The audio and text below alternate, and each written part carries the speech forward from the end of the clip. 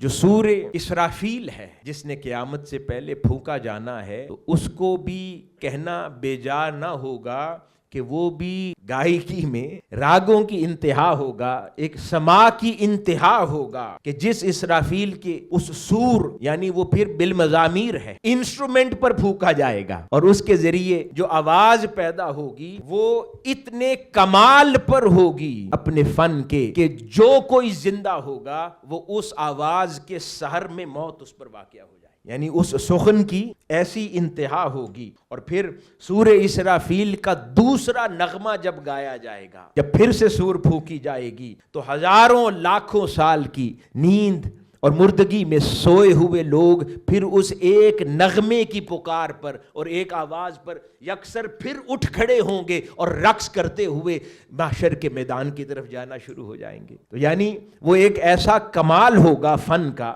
اور سما کا کہ ایک نغمے سے موت واقعہ ہو جائے گی اور دوسرے نغمے سے پھر وہ یکسر کھڑے ہو جائیں گے اور پھر جذب و مستی کی کیفیت میں ناچتے ہوئے رقص کو نہ محشر کی میدان کی طرف اپنے محبوب حقیقی کے دیدار کی طرف جائیں گے۔ وہ بھی در حقیقت اسی فطرت کی عکاسی کرتا ہے کہ جو فطرت سخن اللہ رب العزت نے انسان کے اندر رکھا ہے۔